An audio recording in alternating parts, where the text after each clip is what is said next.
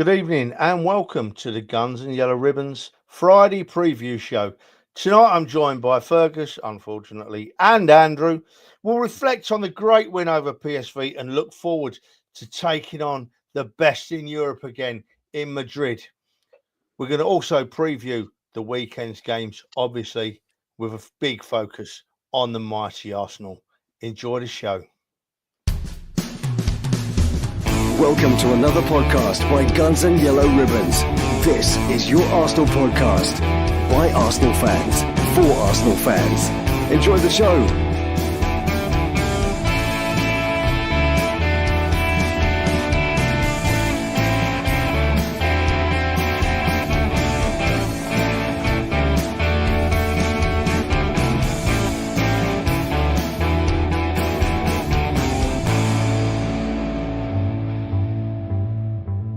Good evening, Trevor. How are you? So you're not happy to see me?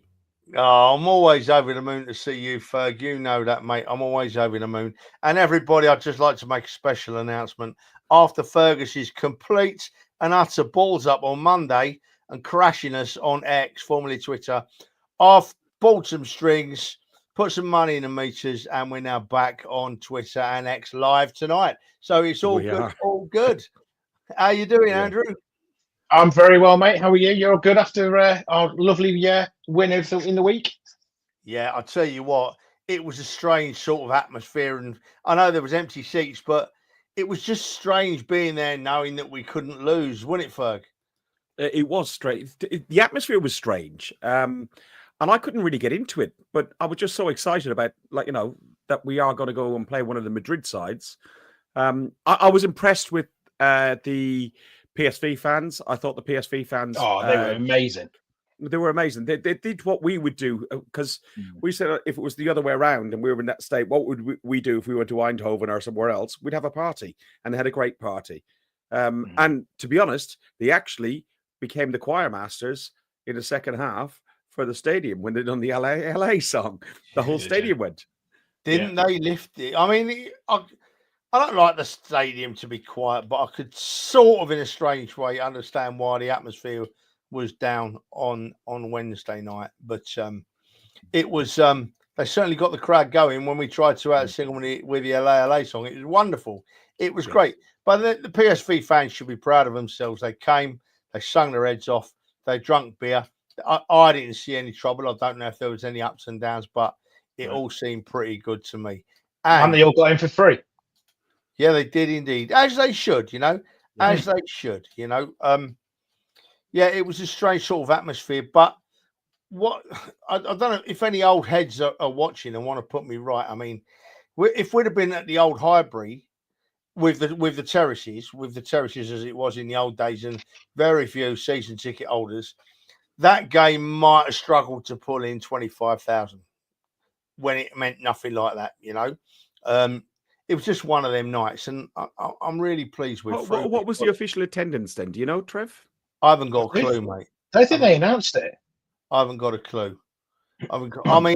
It's just one of them nights. I'm not bothered by it at all. It happens. Trev, there were some empty seats, Trev.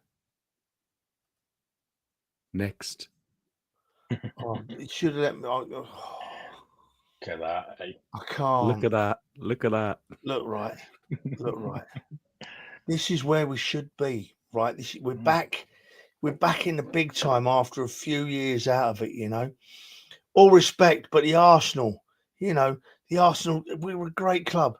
We need to win this Champions League to put the final, piece in the jigsaw puzzle. And we should be playing top clubs like this season, Milan, Lisbon, PSV. Madrid, we've been to the San Siro. We're going to the Bernabeu, right?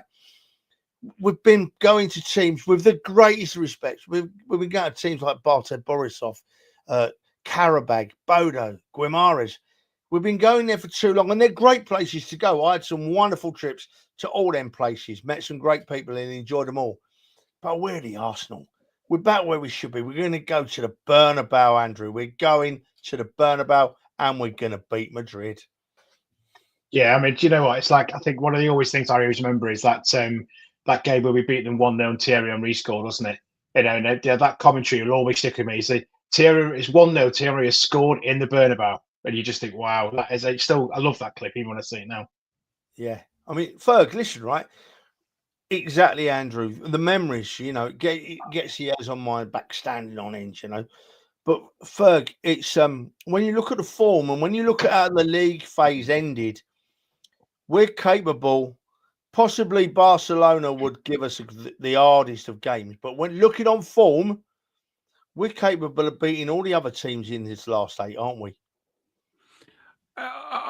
Yes, but I think we do need Saka back and a little bit more depth up top. I think defensively, I think I said to you guys on midweek that I'd rather have Real than Atletico, because you could see watching Atletico afterwards. They're so defensive, so strong. They're so hard to play against. And we've struggled to break down some teams who play a low block like that. So for that reason, I'm glad we got Real Madrid. Hopefully by the time, if we get past Real Madrid, and when we get past Real Madrid, we face PSG or Villa. Villa, I haven't got an issue with. PSG are an unknown quantity because they've improved, although we beat them at our place 2-0. And then it's into the final against probably Barcelona or Dortmund or Bayern. We are capable, Trev. Yes, you are right. We are capable. Can we? I think we just need to have some of our players back. Look right. We spoke about this briefly on Monday, and I'm not picking on any Arsenal fans here at all, but every single Arsenal fan on this planet should be, at this stage of the biggest competition, the biggest club competition in the world, right? This is the Champions League. When we get to this stage, the last 8, every Arsenal fan, however they view, whatever they think, should be letting their heart rule their head and thinking we're going to win it. Because that's what you're there for. You're there to support the team. Go along for the ride. Come along for the ride. I am buzzing. I don't care about league games this week, league games next week. Bring on Madrid. That's all I'm thinking about. Bring on Madrid. I've waited for years for this, and we're back in it. And we do need to get 1 or 2 players back in. But when they're all fit, I think personally we don't carry a bad squad. Andrew, do you? No, not at all. I agree, Trev. I think with the back 4 that you've got. I mean, you must best be honest. It's going to be the back 4 is going to be Saliba, Gabriel. I would hope Benny White and Lewis Skelly. And if they can keep Lewis Skelly versus Vinicius Jr., I think it would be that way around, will it? I think it will be. That'd just be amazing. That'll just be what a battle that is going to be for him. And you know what? He will step up to that challenge. Midfield. Lyle's got a spot on here. He says we have the best defense in Europe. George Graham style, 1-0 at home. I'd actually like 2, Lyle, to go to the Bernabeu, and then a 0-0 at the Bernabeu, and we're through. And I think that's the tactic. Well, do you know what?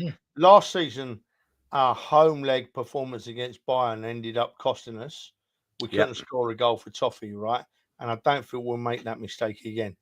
But it's interesting, Ferg, that looking at the home game against PSV the other night, I know it was like a dead rubber, but PSV came to play. And Andrew mentioned Miles Lewis Skelly, and I thought he looked really good further up the pitch, mate. Didn't you? I thought as a midfield player, and the other player I thought looked really well was Zinchenko playing as a midfielder. Do you know what, as well? When you see, it's really interesting. Me and Trev picked up on it because we were there when we were watching it. Saw Zinni and Marino change places, didn't we? So it was like really interesting. With like at one point, Zinni's right so far up, and Marino's then gone into that role, and you just think that's a really good interchange. It was just so good to see. But you've got to give him credit for that first goal. It is what a hit that is. Yeah. Do you know what? You're right, mate. Admittedly, I mean Zinchenko in the midfield pushed forward into the forward line in front of Marino at times, and it looked really good. It looked really good because he moves quickly, Zinchenko, and I didn't mind it at all. I didn't mind the team at all. I mean, I thought that Tierney put in a shift on the left. He's a left back playing wide left, and he gets the ball in well. And what really pleased me most of all, as I've said on this podcast and to you boys, I'm desperate for Sterling to put in a bit of a performance, right? And he wasn't at his very, very, very best, But he was much better, weren't he, Andrew? Oh, absolutely loads better. I mean, to see him sort of running with the ball, and when you look at that, those times he did get his head up, and we were just like screaming at him to go and run it there right back, and he did, and they took him on. I mean, that cross for the second goal, for the Rice goal, is absolutely fantastic. I mean, pinpoint. Well, he made everything from that because he got a really bad pass for that, and he created absolutely everything out of that. Yeah, and the other thing that I loved, and I if anybody says that, remember what Declan Rice said about, commented about people on social media and fans on social media when they were slagging off him after the West Ham game and Havertz and so on. And he said, listen to the fans in the stadium and you'll know what the fans really think. Listen to the fans in the stadium when Sterling got that ball on the centre circle and ran at the keeper and was one-on-one. Blown out of his arse at the end of it, and unfortunately didn't get a goal. But everybody in that stadium was just trying to suck the ball into the net to give the guy a boost of confidence, Trev. Yeah, exactly. And I couldn't agree more. And do you know what? Talking about Declan Rice, the first leg against... by the way, Rice against PSV, it was unnoticed, really. We were all looking elsewhere at all the players playing out of position. But my God, Rice put in a shift again. He put in a shift again. The run he made to get up the field, to get on the end of that cross, superb. But this brings me to what we don't need is the first leg against Madrid. We don't need Rice to get a booking because we're going to need him at the Bernabeu. We're going to need Rice's legs at the Bernabeu. Trust me, No Sterling in the first leg. Yeah, we've lost Sterling in the first leg. With the greatest respect to Sterling, we can move things around and we can get that covered off. If we lose Rice to go to the Bernabeu, I'll worry greatly about that. I really worry about it because the lad is just superb. If you're looking at the body, he's the heartbeat in the middle for me, Rice. How many times did we look up and he's on the left-hand side, getting the ball and then spraying it out? Then he's coming into the right. And he, like you say, that run into the box for the goal is just fantastic. But do you know what, though? What gets me is, why can't we do that for the Premier League? Well, I think this is the thing, because the quality of opposition is a bit different, Andrew, and they play a different style. Fair point. Yeah, fair point. Having said that, PSV have beaten Juventus. They've beaten Liverpool this year. How did Liverpool get on this week, lads? Did they go through to the next round? No. Oh, is it a big Mr. Babbage? Is it? It was.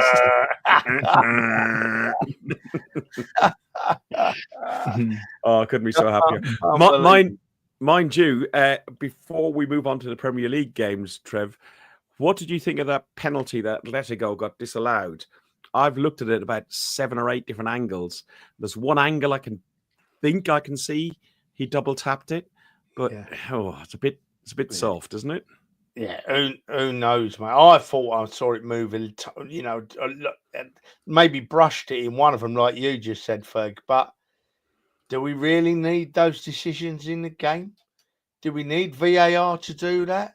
No, if you look, you could say, it's the letter of the law. He brushed the ball; it was disallowed. But come on, he scored the penalty and lost his footing. Yeah. So for him to score the penalty and losing his footing at the same time. Yeah. But Micah Richards was saying as well, wasn't he? His commentary is like, there's got to be a bit of common sense with the on-field. VAR's gone that step too far now, where it's intervening. It's taking the referees can use a bit of common sense and let that go, because he didn't intentionally go to kick that ball with his other foot. That rule was brought in to stop players from running into the penalty box, wasn't it? So, but UEFA have come out straight away and gone, you need to change that. So that just tells you everything. Yeah, I think that's they should change the rules now. So when you're a penalty taker, you can have 2 touches. Like you did when you was a kid, you can flick it up and volley it in the top corner or something like that. Then that takes it all away, doesn't it? But no, it's Ferg, you raised it, mate, and I ain't really got an answer. It's just a bit sad that he slipped. Everyone slips. Did he touch the ball? Debatable. I don't know how they come to an 100% decision. I have seen it once before. I can't remember where, but it might have been in the Euros, or was it? I don't know. It might have been against Arsenal. I have seen it once before, and I thought, wow, I didn't know that rule. Wasn't Bobby Perez in Highbury, was it? No. About that, I didn't know. Like somebody slid and tap the ball against their foot like that. I didn't know that. It's not about sliding, though. It's just about touches of the ball, you know. Yeah. Anyway, listen, Fergus, right? I'm not going to embarrass you by saying it on air, son, because I love you too much. But after the lack of football knowledge you showed to me today in one of our WhatsApp groups, don't start going on about no. What in that WhatsApp group? What I questioned was there was a well-known non-Arsenal apparel Facebook group commenting about the LALA song and saying there was some guy who's been to football since the 1950s, and he said, was he at Stamford Bridge to see us win the division, win the league? And I asked Andrew and Mark, the historians, what year it was. I couldn't remember what year it was. I thought it was the 52-53 season that we won at Stamford Bridge, but it wasn't. We won it twice in the 32 and 33 season. And they just clarified it. And I just wanted it to put the guy back in his box, basically. Thank you. Are we going to talk about these? Are we going to talk about this? Trevor, this is what you're here for, isn't it? Fergus Keating, I love you, son. You do make me laugh. You do make me laugh. A day when I've not felt like laughing much, it's you do make me laugh. Yeah, we'll talk about him in a minute. I'm too busy laughing at you, Ferg. Give me a break a minute, will you? I'm surprised he's still awake. He fell asleep at Old Trafford, didn't he? I did not, you lying fucker. Honestly. Language. No. He done that to me the other day. Mike Bulbeck was in the row in front of us, and at halftime, I sat in my seat and I went like that. And he went, snap, got it. You were asleep at Old Trafford. Oh, tosser. Hey, it's good, isn't it? We've all got. I picked up one the other day, but we've all got tickets to Goodison now for the last game at Goodison. That should be a fantastic day. Early kickoff, so early start out of London for you boys. I'll already be up there. Be a great trip up to Evan. Anyway, look, let's talk about Trev. Just before we go, I just want to shout out to Leanne. Met Leanne. You pissed off down to your seat, and literally 2 minutes later, she timed it perfectly.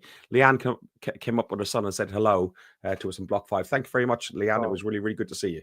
Leanne, I'm really sorry. If I'd have known you were there, I'd have said hello, obviously. And I'd like to apologise that you got Fergus instead of me. It must have been difficult, but I'm sure you'll get by. And next time, I'll make sure I say hello.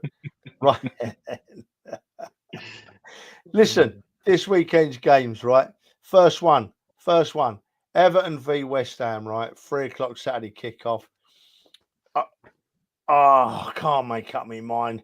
I'm going to go first here. I think that Everton will be a bit too good for West Ham at home. Two teams that are having up and down seasons. I've gone for Everton to beat West Ham 1-0. I'm gone conservative. I think they might get more than one. But anyway, Everton's beat West Ham 1-0 for me. Andrew, how do you see it going? I also, I mean, Everton haven't scored more than once in any of the last 10 Premier League meetings with West Ham. So that kind of sort of tells you where that's going to go.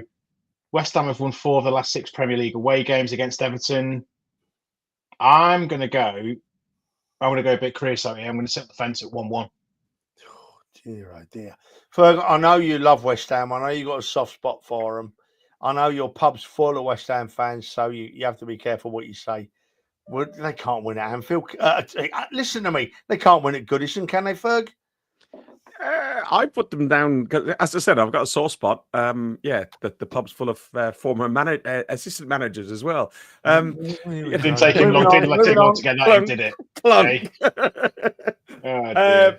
Broja could be back for Everton, and Paqueta could be back for West Ham. As Andrew said, West Ham have won 4 of the last 6 against Everton. I just think Everton, they're good at scoring a goal. They don't score loads of goals. I've gone 2-1 West Ham. Oh, get out of it! What a load of rubbish! If West Ham will not win at Goodison, and I'll be reminding you Everton on the longest unbeaten run in the Premier League, winning 8 without losing 8 matches. The 1-4, drawn 4. I can't see them keeping that going. I think you're going to be wrong, and I'll remind you on Monday. Thank you. Anyway, Moving on, right? Ipswich v Forest. Ipswich really struggling. They're going to go down. Forest playing out of their skin, further up the league than I think most of us thought they would be. Can Ipswich get anything at home against Forest, Ferg? Ipswich have lost just one of their 7 home league games against Forest. And Forest are looking to complete the double over Ipswich. So I really listen. Ipswich have done really well in the Premier League. They beat Spurs away from home, which was probably their highlight of their season. Yeah, no, but it was it got to be the highlight of their season. But look, listen, Forest, we would have put this game down as a dead rubber normally, but Forest are on really, really good form. They're having the best season in 30, 40 years and generations. I've gone like Jeff. I've gone for 2-0 to Forest. 2-0 to Forest. Ipswich going to get anything, Andrew? No, I can't see it. Unfortunately, I mean, I really like Ipswich. I like their the lad up front. Is it Delap? I think he's a cracking player. Do you know? I mean, it's for him to be. It's just the engine on him. It's just the way that he doesn't stop. He's absolutely. I'd love to see him in an Arsenal shirt one day if he keeps developing the way he's going. But there's only we're the only team we face fewer chances than Forest in the league this season. So I can't see Ipswich generating enough to basically do it. And I'm actually going to go with you and Greg. I think Forest will win 2-0 because up front they're just firing and they're scoring goals and they're finding a way to win games. Yeah, I'm with you. I've gone for a 2-0 win to Forest. I can't see Ipswich getting anything out of it. Maybe a bit earlier in the season when Ipswich looked like they were playing a bit better, I might have given them more of a chance. But they seem to have dropped off now. So that's all 3 of us for Forest. And we can see why. So the next one, right? I've forgotten to move my stats on, Ferg. Hang on a minute. Oh, here we go. I've caught up. Manchester City v Brighton and Hove Albion, right? Manchester City rightly got knocked out of the Champions League in the playoff rounds. They've been real up since that bad run. They've been up and down, up and down, up and down. I mean, they even let Tottenham beat them, so they have had some real downs, And me, myself, I think Brighton might go there and get a result. Ferg, I do. What do you reckon, mate? Well, they've lost their last 10 meetings against Man City, but this would give them the double over Man City because they beat Man City 2-1 at the Amex back in November. But I can't see it happening. I think that Man City, whilst they've had a really bad season, have turned the corner a bit. And like Trevor Bibbins, and Jeff, I've gone 2-1 to Manchester City. You're on mute, mate. Ferg's gone for Manchester City. I don't know if I agree with that, Andrew. I don't know. I'm not sure. I'm reading these stats in. I'm looking at it. And I'm just thinking. And again, another striker that I think's really impressed this year is João Pedro up front. Scored in his last 3 Premier League games. Can he make it 4 against City? They're not the greatest at the back. They're not the team. You got Mitoma as well. He's really good, but also they've got that Marmouche who's starting to hit a bit of form. Fergus, don't make me pull you up. You cut Andrew off rudely then. Really rudely then. It was called a conversation, Trevor. Right. It was like Eindhoven all over again with Trev that way. Carry on, Andrew, before you were rudely interrupted by my friend. Do you know what, Trev? I'm going to go with you on this. I think Brighton are going to go and get a result because on their day they can turn anyone over. And with the players we've mentioned there, and Haaland, can't be bothered with him. He's not as cracked up as he used to be, is he? I'm going to go 2-1 Brighton. Yeah, do you know what, mate? I've gone 3-1 Brighton, and I can see it happening as well. That's not out of spite. I've just seen it as it is and seeing how bad City can be on their day and seeing how well Brighton can play. I think Brighton could score 3 goals there. And I put 1 down because Haaland normally scores, doesn't he? But as I've said on previous shows, what's happened this season is Haaland scoring his 1 goal hasn't been enough to get City a win, has it? People have scored 3, 4, 5, 6 against 3, 4, 5 against them, So yeah, I'm with you. I've gone for Brighton to get a big win at Man City. 3 goals to 1. Next one, Ferg. Southampton v Wolves. Come on, Ferg. Let's tell me that Southampton are going to get a win for Ramsdale, who's back in the England squad, by the way. Which is great. It's great that he is back in the England squad, considering the time he's having down at Southampton has been a torrid time for him. Over their last 8 games, home games, they've lost on an aggregate score 29-5. So Wow. I can't see 29-5. I can't see much happening. Bender, is it Jan Benderneck or whatever his name is, the Danish guy, won't be available. I think he's one of their strikers. No, he's a defender, so he won't be available. I've gone Wolves 3, Southampton 1. Although Wolves haven't been great, they had a bit of a turn of form under the new manager, but they got the bounce, but it hasn't carried the whole way through. So, Ferg, you've gone 3-1 to Wolves, yeah? Yeah. Do you know what, Andrew? I'll just stick my bit in here. I can't see Southampton getting anything. I've gone for Wolves to win 2-0 at Southampton. I think they'll be too strong. Andrew, can you see it going any other way, mate? No, I can't. I think it's going to be so. I think you're looking 3. The one thing with Southampton is, isn't it, when they get one, when one goes in, 2 goes in, that you can see it now that they're just defeated, and they just can't see. I can't see them scoring. I can't do sort of coming back. So I think Wolves have won each of the last 6 Premier League games against Southampton, which is the longest run in that competition. And as Ferg said, Southampton have lost the last 8 home games. So I am going to go 3-0 Wolves on that one. Unfortunately, I think Southampton are done and championship bound. Yeah, I think you're right, mate. I think that, Southampton are gone. They're done. I'm sure they are. And as Ferg just said, it was a pleasure to see Ramsdale back in the England squad today. He deserves that after what he's been through this season. He's a better goalkeeper than that. What did surprise me, though, Ferg, before we move on, is that Tuchel's named 4 goalkeepers in his squad. What's that all about? Not interested. Yeah, me neither, actually. I can't get excited by it. I tell you what, there's one. It's 2 reasons. International football against Albania and Latvia. Nah. Listen, I struggle to get excited about Ireland playing football. Never mind England, which are a better team. Yeah. I'm all about Arsenal. Yeah. I mean, yeah, they're well down the list at the moment. I'm not even thinking about the league, really, just drifting here a minute. Do you know what? In the back of my head, and people are going to shout at me here, I think although it's still possible, I want us to win every game if Liverpool slip up. But in my head, back of my head, I'm thinking Liverpool won the league, right? Unless a miracle happens. Let's just get enough points to finish runners up, and let's keep every one of our players fit and get our players back in. And let's give Madrid a beating. I can't get Madrid out of my head. I'm so excited. I get that. But listen, Trev, they've dumped themselves out of Europe midweek.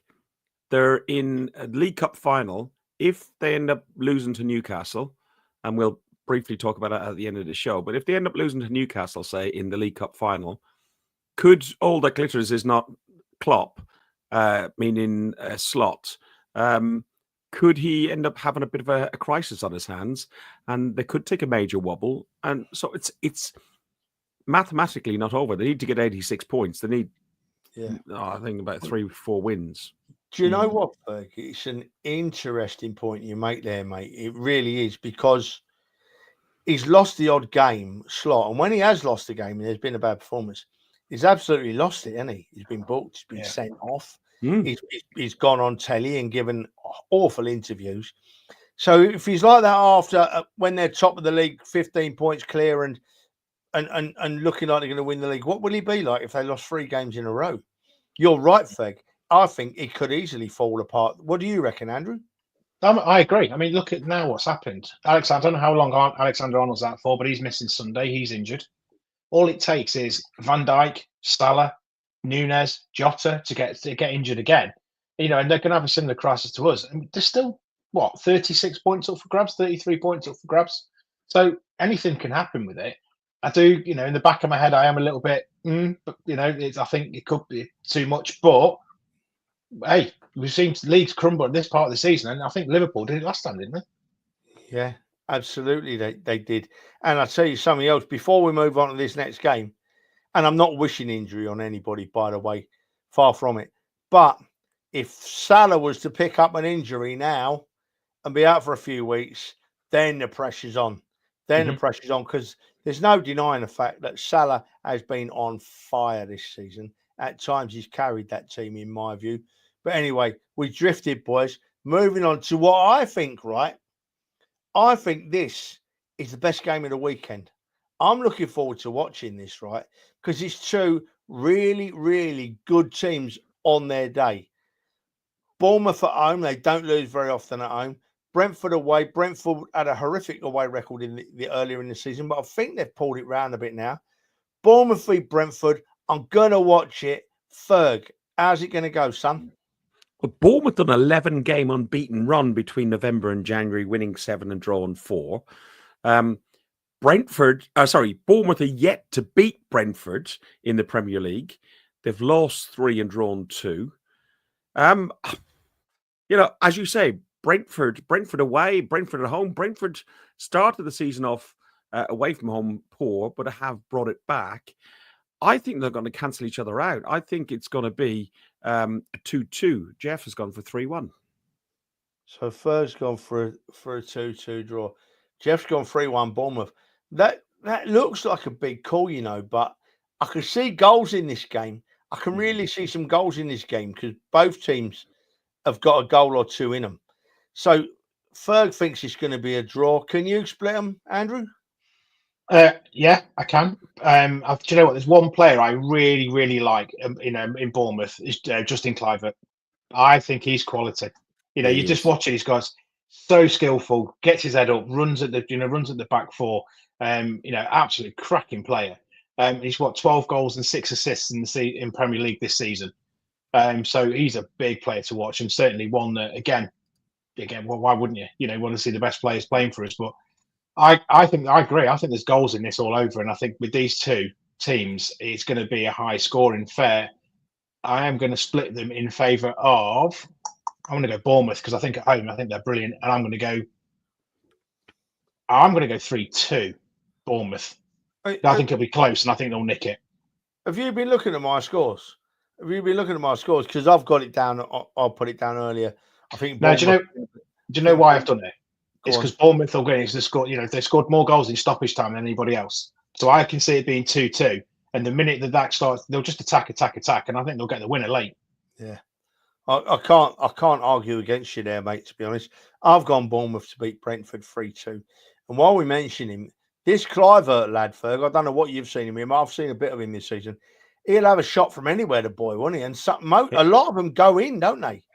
Yeah, to be honest, he's a great player, and well, his dad was a great player beforehand. Hopefully we can get Bergkamp Jr. to come through and eventually get to Arsenal and emulate what Kluivert has done. Great player, but they've got some really good players. Like even Dan used to go on about the Semenyo.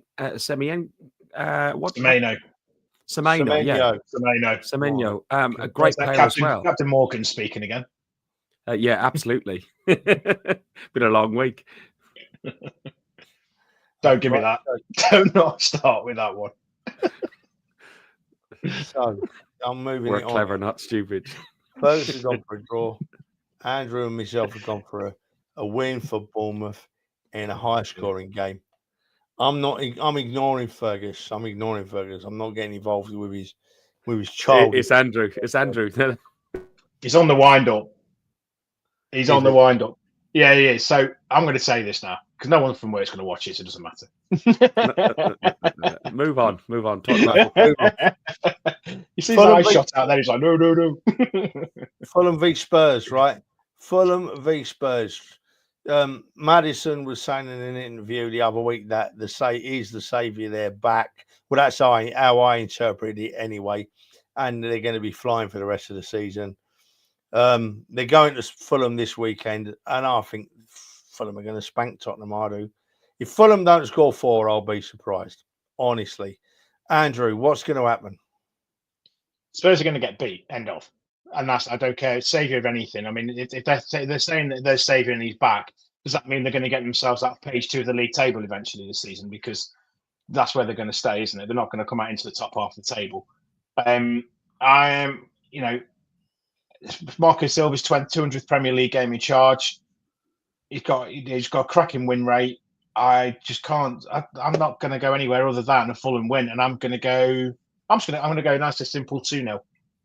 2-0. So Andrew's gone 2-0. I've gone 4-1. If Fergus don't go for a Fulham win, I'm getting on the next train down to London to square him up. But Ferg, don't let me down, son. Listen. Arsenal B is as Jeff and we've said before. Arsenal B when Fulham are at home are really, really good. They're unbeaten in the last two top flight games against Tottenham. They've won 1 and drawn 1, but they lost 14 of the 16 clashes in total. But I think they're just much, much better than they used to be. Before, I think people would have expected it to be an easy derby. Tottenham are indifferent. Fulham are on the ascendance. I've gone 2-1 Fulham. They're a hard side to play against at Craven Cottage. Yeah, they are. They are a hard side to play at Craven Cottage. And if Fulham at the top of their game, Tottenham won't be good enough to win there. And that's how I'm looking at it. So surprisingly enough, shock horror, we've all gone for a Fulham win. Funny that. Yeah, funny that, isn't it? So listen, the next one, right? The next one. Leicester v Man United, right? Two teams at risk of relegation. We were embarrassed at Man United last week when we could only get a draw. Thank you, Declan, again, by the way. Leicester v Man United, it doesn't fill me with any excitement whatsoever, Ferg. Yeah, United have lost just one of the last 8 Premier League fixtures at the King Power, and that was in 2021. It was 4-2. Bruno Fernandes, he's a decent player. He's probably one of the better players. The other player that I think has improved a lot is Zirkzee. I think he played well against us. I think is that zigzag? Zigzag, zig and zag. Mind your house, yeah. Zirkzee, yeah. If you said zig and zag, mind your house, Irish people watching will know what we're talking about. But I don't think Man United are that good. Watching us play against them in the first half at Old Trafford, we absolutely battered them, but just couldn't finish anything off. They're a very poor side, very disorganized side. They got better in the second half when they pushed up with their press. But Leicester, as much as they try and play football, are even poorer. I don't think it's going to be an interesting game. I think it's going to be just a 1-0 to United because I can't see Leicester doing anything. Yeah, okay, fair enough. I mean, I think that Man United's game last night in Europe, I think the referee thought he was refereeing Liverpool, didn't he? Because he kept giving them penalties. So I don't know whether he thought Liverpool were playing and not Man United, but yeah, so that's the only reason they scored. So Fergus has gone for Man United to nick a win.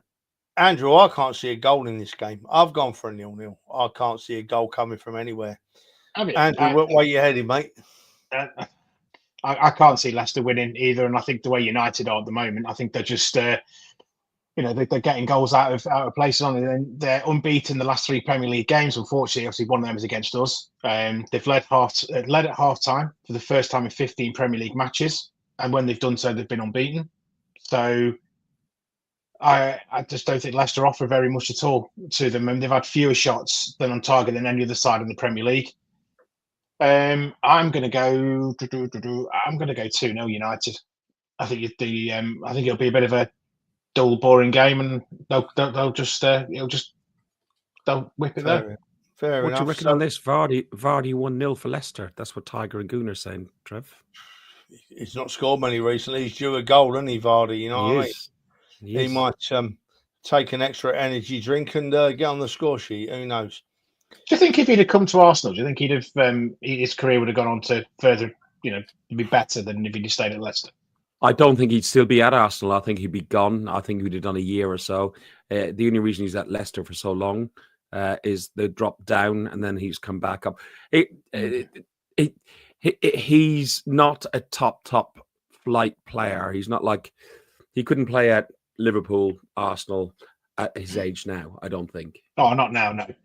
No, not now. I think back in his prime, I think potentially he would have done as well at some point. But I think it's just a shame that we never got the opportunity because I think he would have been a good player.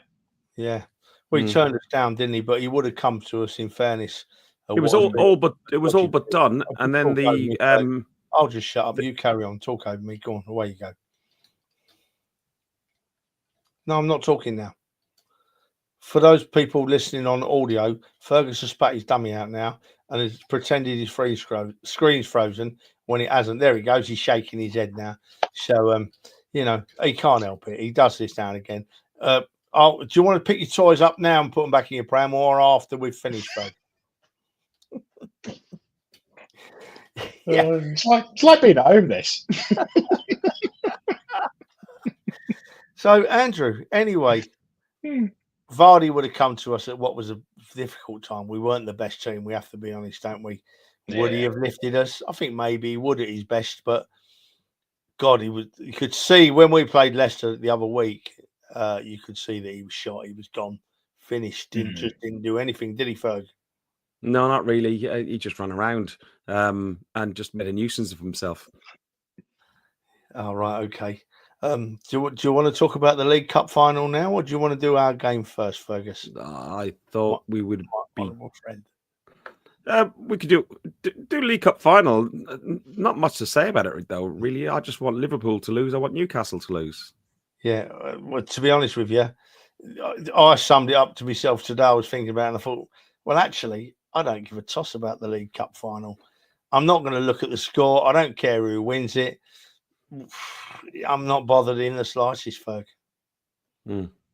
I think both teams, as Andrew said, both teams are without some key players. Gordon got suspended stupidly for Newcastle. And did you say, was it Trent or was it Roberts is not available for? Trent Alexander-Arnold's out for Liverpool, yeah. I mean, bear in mind as well, they went to extra time with PSG and penalties, didn't they, as well? So Newcastle have got to be looking forward to that. But I with you guys, I'm bothered. Yeah. Tiger's asking who's refereeing, who cares? Sorry, mate. Honestly, really don't care. The fact our game is done. Yeah. I don't like Newcastle. I don't like Liverpool. Especially I don't like Liverpool at the moment because their fans are just unbearable. They must spend all day. They can't have anything better to do all day than trawl through pages and pages of ex-posts looking for Arsenal fans because it's embarrassing. And I broke my rule the other day, Ferg, Andrew. I actually communicated with a faceless one. I normally don't mind having a little bit of communication with someone that's got their face on, but I started getting a bit of banter with one that didn't have his face on, and then he said something really, really bad, and I thought, well, you've learnt your lesson, Ilsey. You've learnt your lesson. Don't communicate with the idiots, So, yeah, I think I put down here, League Cup final, nobody cares, right? About sums it all well, yeah. So that's it. So now we move on to the highlight of our weekend. We'll all be there on Sunday. It's a strange sort of kickoff time, 1:30. Arsenal v Chelsea. I've not looked at the stats, Ferg, but from the top of my head, Chelsea ain't beat us for a while, have they? 6 games unbeaten. The last time this game happened at the Emirates, we won 5-0, Trevor. I somehow can't see that happening this time round. I think Chelsea have improved since we played them last season. I think Chelsea have probably improved since we played them at the Bridge. We have had our injuries and we've got our issues and problems. I don't think we play as expansive football as we played this time last season when we played them. I think it's going to be a much tighter affair. Home advantage, hopefully. Hopefully, Chelsea want to play a bit of football and come at us and give us the opportunity to get behind them. And if we do, I've gone for 2-1 to Arsenal. 2-1 to the Arsenal. Wow, Ferg. That close. It's interesting, the point. The point you really grabbed me with there is that we don't seem to be playing as expansive a game as we played last season. And I absolutely agree with you. But I'll ask you this question now, Andrew, before you think about the score. We've not played as expansive game. But is that because teams have worked us out and playing the low block against us and we just can't get round it? Or is it because we're not playing as well, Andrew? I'll come back to you, Ferg. Don't worry. I'm going to say more than the fact that teams are playing the low block against us more than anything else, because I think Forest did that when we were away at Forest, weren't they? They were quite negative and didn't sort of let us give us much room to play. I mean, I think we proved against PSV when teams come at us and attack us, we will destroy them, strikers or no strikers. So I think probably maybe there's a little bit of both in it. I don't think we've probably been firing on all cylinders in the Premier League on a couple of games, but certainly teams are playing a low block with us. You know, certainly playing a lot deeper, not letting us have the room. I've also some mentioned the other day as well about overflowing the midfield. I haven't noticed this, but so like literally it was on. I think Alex. I can't even think it's Alex who put it on. There was literally a stat somewhere of a game where we played, and we've got 4 players in the midfield, and they've got 8, and it's kind of like that's where they see our danger is, and not letting us knock the ball around and get the ball wide. So I think we just need to. I think now we've got Martinelli back, with Saka coming back as well. I think we'll start to see us start, passing around and sort of destroying and pulling teams apart. I think there's an element of both, as Demsek said. I think there's an element we're not playing the same game because we don't have the players available to us. Missing Ben White for most of the season has been huge. When we miss Ben White, is massive. Yeah, when we missed Ben White, we also were then missing Odegaard, and then we missed Saka. So, and I don't know if you recall, I wasn't well about 2 years ago.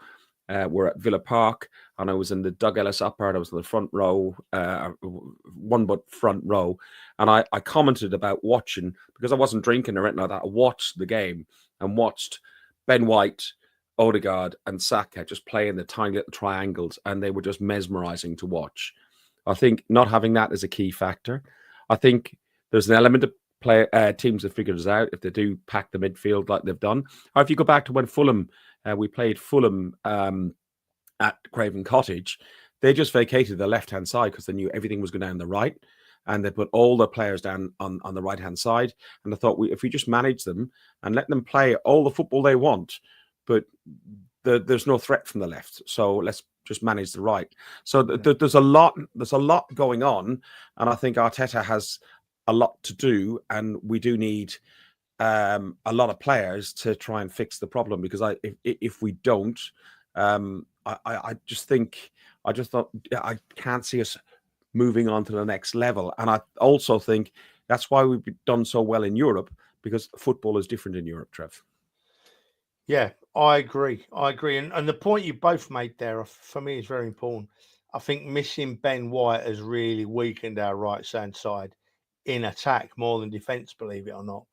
His runs. Comment by Demsek as well, Trevor, which he says White overlaps, Timber inverts. Yeah, well, that's a really interesting point, and it sort of leads into the next thing I'm thinking about.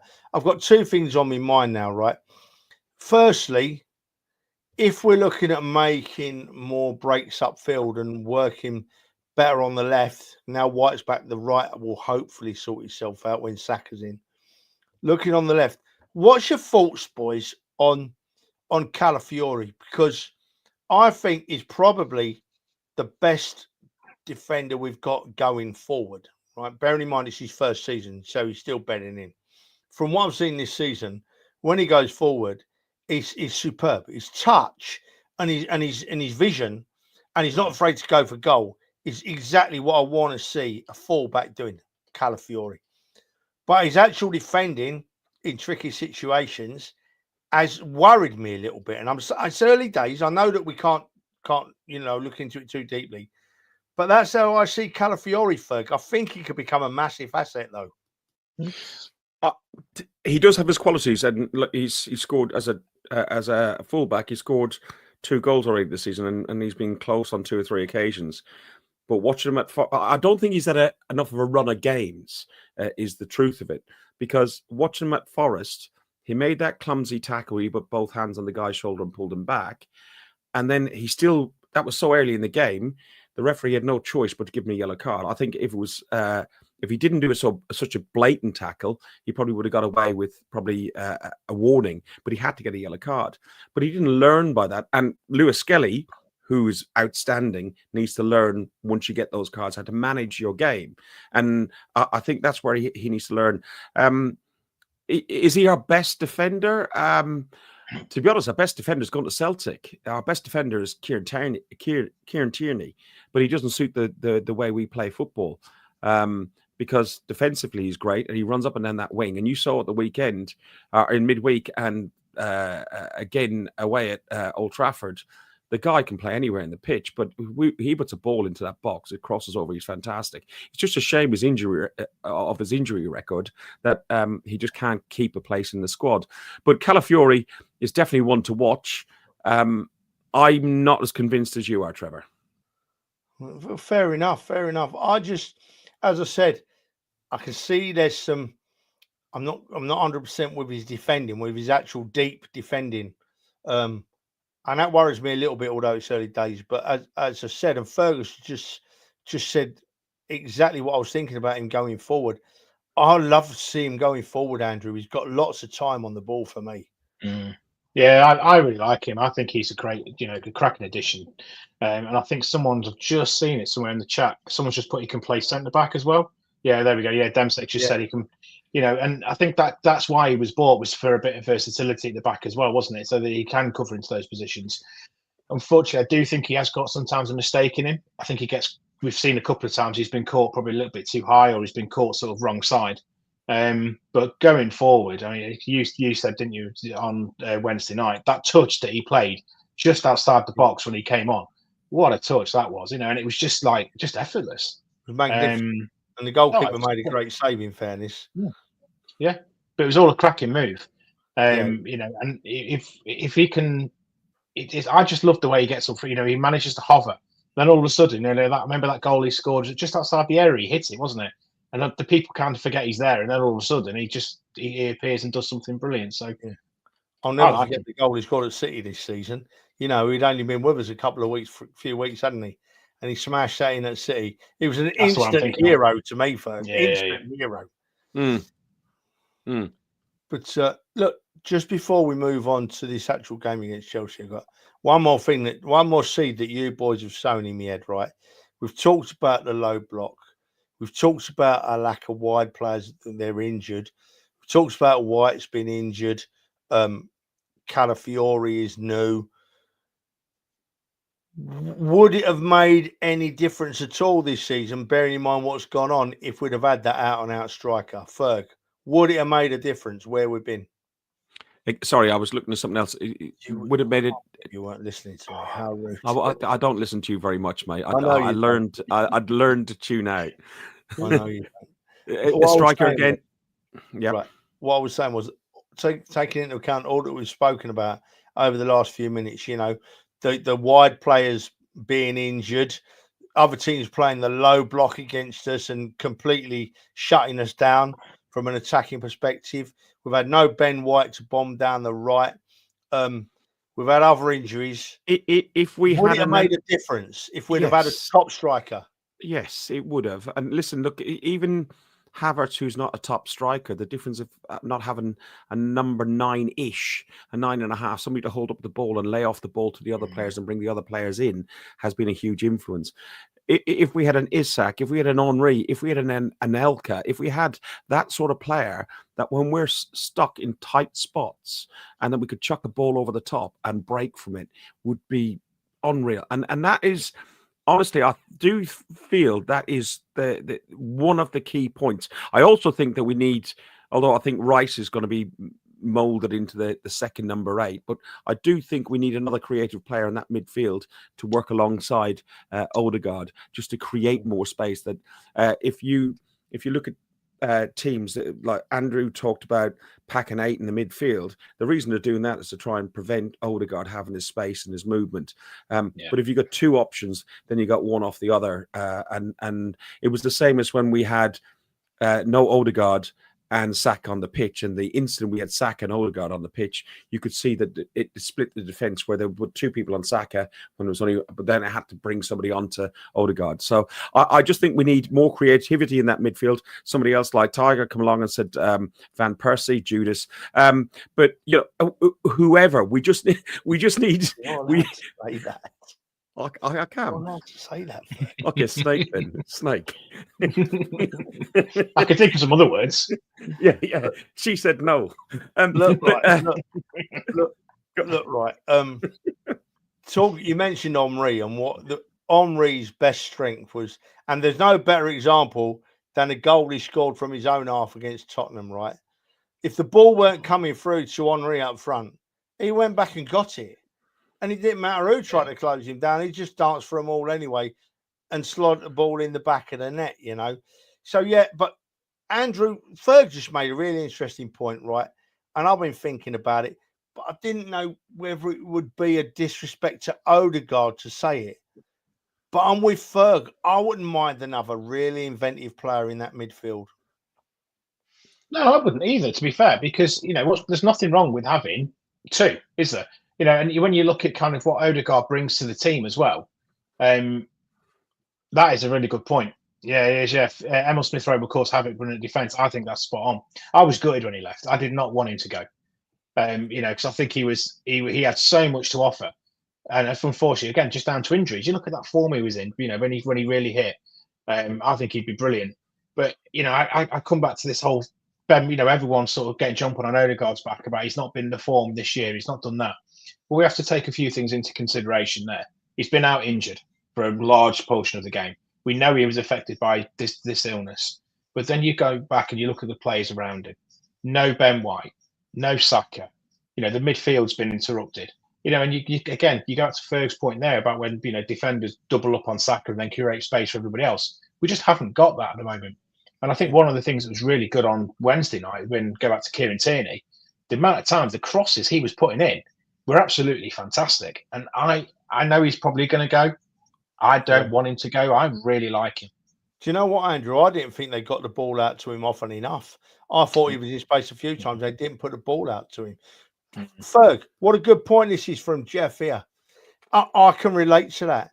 I think we transition it really good from defence to midfield. But once we get it in midfield, we tend to slow down a bit. And once we let teams get back into shape, we don't beat them, do we, Ferg? Trevor, look, you just look at our overall game. Our overall game last season, when we talked about the difference between Raya and Ramsdale, and Raya was better with his feet, and that Raya became like almost a second or third centre half because he received the ball in his hand, put it to his feet, and he played the ball out. He played the ball either the centre half, so he went to the midfield, or he went long. That's not happening so much. Our whole game is much, much slower, much, much more pedestrian. And we all talk about it. We saw it again last midweek against PSV, the horseshoe on front of the boxes, sideways. It just goes like that. It comes back, it goes forward, sideways. And it's not pretty to watch. I'm not slagging off anybody. I'm just saying our game has changed, and it needs to go back. Undoubtedly. And Ferg, I'd go as far as to say, at times it gets a bit boring watching. It's very boring. When West Ham came and beat us at the Emirates, it was like, oh my God, here we go again. And you've moved me on nicely, Ferg. Andrew, I'm just going to come back to Ferg on this because Ferg's made a great point. It was a point I was coming to next. For that reason, we've just spoken about the horseshoe and maybe lacking a bit of penetration. I wouldn't mind seeing Zinchenko in the midfield again against Chelsea. I thought his movement was really good, Ferg. Yeah, but who do you play him for? Do you play him for Partey? Do you play him for Jorginho, Rice, or do you have him a little bit forward? Or for me, I think his best position is probably where Partey or Jorginho is. So in that number 6 role, because I think that is his key role, and he can connect either side of the inverted left back, right back, and take the ball forward. And somebody mentioned in the chat earlier about a ball carrier. He is a good ball carrier in that sense, and he also has got a great cross on him, and he's attack minded. I listen, as we've typically concluded, the league is probably done. So why not try these last 9-10 games and experiment with players like that? Okay, Zinchenko may not be the player that's going to stay with us. He may leave at the end of the season, but then we can at least see this is the sort of player, this is the sort of type of player we need in that role to move us forward. Yeah, exactly. I don't know if you saw his after-game interview against PSV, but Zinchenko appeared to insinuate that he wanted to stay, and he was going to stay if he could, right? I think Zinchenko would stay and make the tea if he could. He's a Gooner and he loves us. Exactly. Well, we spoke about it when we were watching the game on Wednesday, Andrew. We spoke about Zinchenko's movement more forward, getting in front of Marino a lot, getting into the box, getting into a bit of space. And I've got it in my head that wouldn't do us no harm against Chelsea, Andrew. No, I agree. I don't think it would. I think it would give us a completely different option. I think it would certainly throw them as something to look at as well. I thought he played really, really well. I think he was superb. Some of those passes he did were fantastic. And do you know what? He also got, I don't know, did he play for PSV? Because he got a hell of a reception when he went off. Yeah, he did. From their fans as well, didn't he? He wouldn't celebrate his goal, mate. I watched it all back yesterday, the whole game, the whole show. And the first thing that really did my head in was that when we sung North London Forever, TNT, who was showing the game, cut to do an interview in the tunnel. When I thought, you disrespectful so-and-sos. You wouldn't do that to Liverpool, would you? You know what I mean? So TNT, sort your lives out. When we're singing North London Forever, you get the camera in the ground and have a listen, please. And then next I was listening to the after-game interviews, and everybody seemed positive about it, and when Zinchenko come on, I thought, oh, what a great interview. Let's get the boy back on the field. Let's get the boy back on the field and up front again, leading the front. Ferg, you're right. I don't know how we sort that out. I honestly Trev, Zinchenko is living your dream. Zinchenko's living my dream, Andrew's dream. Zinchenko, as a professional footballer, is able to play for the team he supported as a kid. Why wouldn't he be over the moon? Wait a minute, Ferg. Zinchenko is not living my dream, right? And he's not married to Donna. He's not married to my missus. He's not married to my missus. I have that dream. And his missus got nothing on Donna. Absolutely not. She's an angel. I hope she's watching, because I'll be in the good books tonight. Let me Google that. No, but listen, boys. Theo can vouch for that. He's seen her up close, doesn't he? Have that picture of his car. Is she blonde then? Yeah. And I'm trying to move on here, boys. Stop it now. The other thing about the interviews after the game is Sterling came out for an interview and is clearly expecting praise for a good game, which he got, in fairness. But they really kept digging about how he's had a lack of form, None of them said, well done for tonight. I hope that picks your game up and I hope you go on and have a great rest of the season. And the poor lad was stood there thinking, well, what? I don't need this. You could see it in his head, So they just need to leave him alone. And hopefully he has a blinder. He has an absolute blinder. He'll come on for Chelsea, against Chelsea at 60 minutes and blow him away. Oh, no, he can't play, can he? Can't play. No, he can't play. I'll take that all back. Right. We've waffled on for long enough. Ferg, give me the score. What, Arsenal? Yes, of course. I've done it. You haven't? 2-1. And you come and said, oh, that type, Fergus. I'll let you off then. Yeah, I did. Yeah, I'll forgive you. I've gone 3-1. Andrew, you went 4, didn't you? No, I've not gone 4. I've gone 2. I've gone 2-1. I'm so rubbish. I've gone 2-1. I'll tell you why I'm starting to lose it a bit now, because I'm worried. Because when we go off air, Fergus will tell me off like I'm a naughty schoolboy. You know what I mean? No, I won't. I don't think I deserve it. You've done okay. And he hasn't got a cane. He refuses to cane me, which disappoints me a little bit. You know what I mean? But never mind. We can live with that. So we'll save that for Donna later. I've just got one more thing to say. Right, it's a really good friend of mine, and Fergie, you know him. So I don't know if you know him, Andrew. Simon Hunt. Happy birthday for today, mate. I know you've had a great day, actually, and I know you're going to have a great day on Sunday at the football. So happy birthday, Simon, a good friend of mine. Happy birthday, Simon. All the birthday, mate.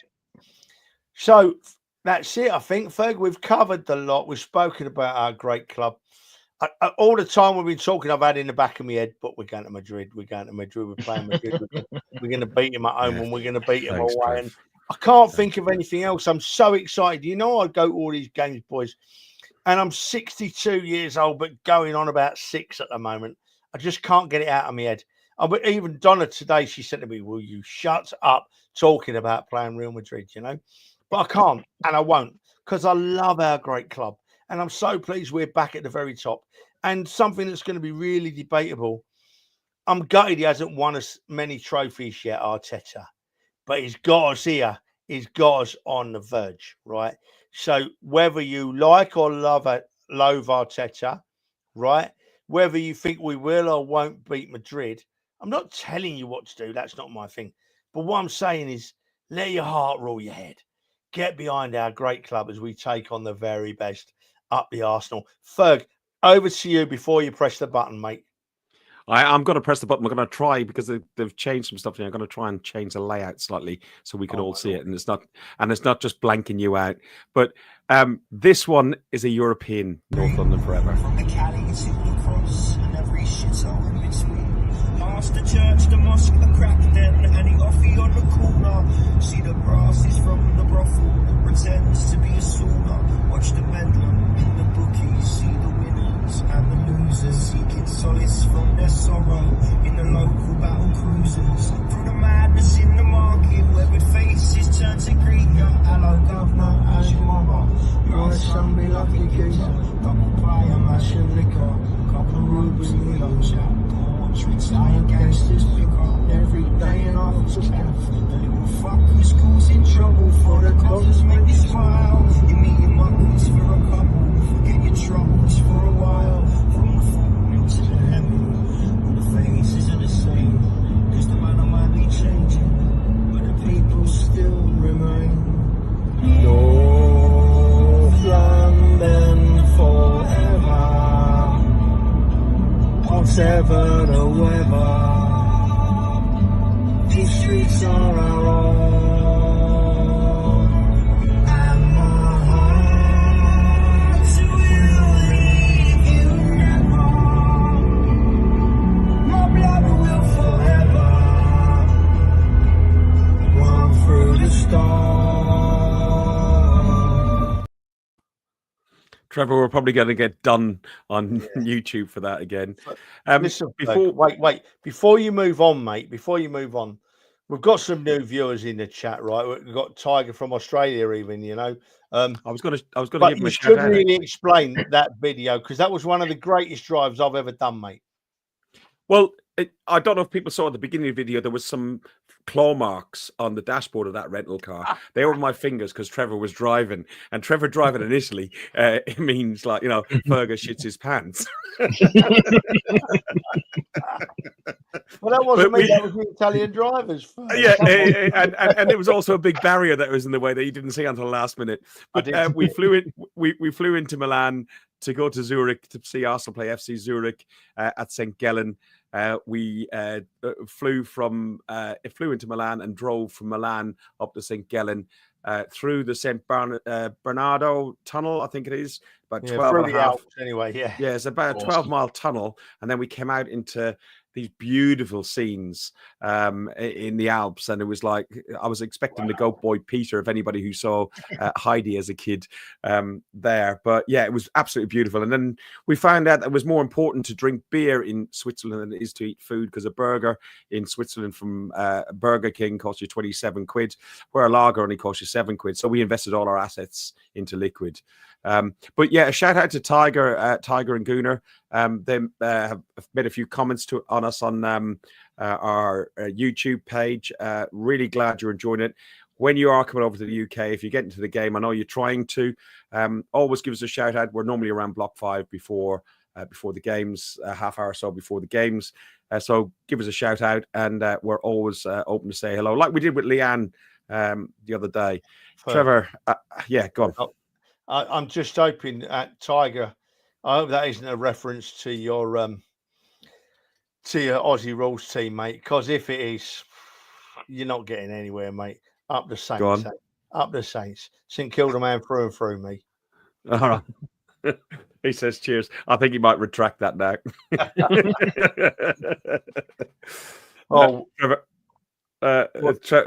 Trevor, I think that's it, isn't it? I think it is. I've enjoyed this very much, very much. Andrew, will we see you on Sunday, mate? I'll be there Sunday, mate. Me and Theo will be on our way over, so we'll meet you at the pub at some point. Oh, well, I'm not going to the pub, mate. I don't go into London till about an hour and a half before the game, so I'm going to go straight to the stadium and meet you boys there. Ferg, what's your plans, mate? Well, to be honest, the wife is meeting up with a friend who's been away for a few weeks for breakfast, and I said the Central Line's out, so I've got to go via Chingford and down the Overground and Victoria. And she said, oh, yeah, I'm going to meet my friend. I said, what time are you meeting her for? 10 o'clock. I said, sorry, love, I need to be dropped off at the station at 10 o'clock for like 10:30, 10:15. I said, I'll drop you off there at 9:30, shall I? I said, yeah, I'll get some breakfast down there. So, yeah, I'm going to have breakfast down in the Gunner's Calf, and then I'm going to be banging on the door of the Woodbine. I'll probably actually have a pint for about 10:30 in the Gunners, and then go across into although I don't like the Gunners at all and don't endorse it at all, but then I might go across the road into our local hostelry that's getting too busy, so I'm not going to even mention it, but it's a great it's St. Patrick's weekend as well. St. Patrick's weekend, so the Guinness St. Patrick's Day on Monday. What's St. Patrick's weekend? What's that all about then? It's a national holiday. It's national holiday in Ireland. Is for the Irish. Patriot saint, similar to England have for St. George's Day, but they do nothing about it. All right. Now that's down to the government. Listen, I must just go back to the Gunners, right, Ferg? The Gunners is an Arsenal pub. It sells beer, and other pubs are available. I'll just pick up before we get pulled for being naughty about other pubs. But yeah, Ferg, I think it's time, mate. I'm done. I'm talked out. I'm going to go downstairs, watch the football, and look forward to seeing you boys on Sunday. Thanks, everybody, for listening, by the way. 200 people are listening. Our numbers are back up since I fixed Twitter. Sorry, Ferg made a mess of it, right? Sorry, Ferg made a mess of it. It won't go down again, I promise. Thank you, everyone. The thing is not wrong. About 9/10 of the people are watching on Gooner Hillsy's Twitter. But please, when you are over there, take a minute, go over to our YouTube channel. I'm trying to sort out the bits and pieces we got with them. But go over there and subscribe. It really does help us out, and it earns us about 0.1 of a penny when you go over there. And we'd love that 0.1 of a penny we can spend in the Woodbine. Yeah.